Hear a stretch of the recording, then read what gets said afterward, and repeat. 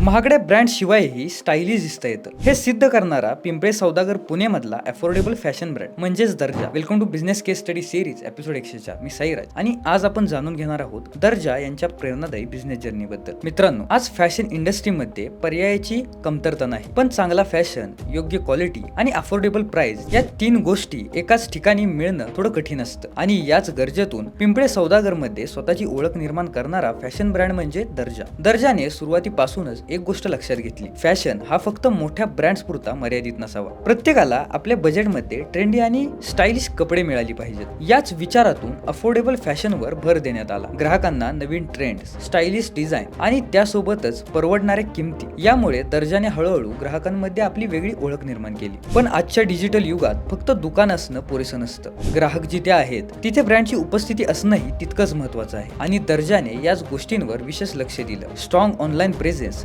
आणि social media मार्केटिंगच्या माध्यमातून नवीन कलेक्शन, फॅशन ट्रेंड्स आणि प्रोडक्ट्स ग्राहकांपर्यंत पोहोचवले जाऊ लागले. त्यामुळे ग्राहकांना दुकानात येण्यापूर्वी नवीन कलेक्शनची माहिती मिळू लागली आणि ऑफलाईन बिझनेस सोबत ऑनलाईन ऑडियन्स देखील तयार झाला. आज दर्जा ही केवळ एक फॅशन शॉप नाही, तर अफोर्डेबल फॅशन, डिजिटल ब्रँडिंग यांचा योग्य वापर करून आपली ओळख निर्माण करणारा लोकल फॅशन ब्रँड बनला आहे. मित्रांनो, मोठ्या फॅशन ब्रँड सोबत स्पर्धा करण्यासाठी नेहमी मोठं बजेट लागत नाही. ग्राहकांना काय हवं आहे हे समजून घेणं, योग्य किंमत ठेवणं आणि डिजिटल माध्यमातून सतत त्यांच्या संपर्कात राहणं हेही तितकंच महत्त्वाचं आहे. फॅशन मध्ये ट्रेंड बदलत राहतात, पण कस्टमर ट्रस्ट आणि व्हॅल्यू ऑफ मनी कायम महत्त्वाचं राहतं. आणि दर्जाची जर्नी याच गोष्टीची एक उत्तम उदाहरण आहे. तर तुम्हाला ही स्टोरी कशी वाटली आम्हाला कॉमेंटमध्ये सांगा आणि बिझनेसवाल्याला फॉलो आणि सबस्क्राईब करायला विसरू नका. धन्यवाद.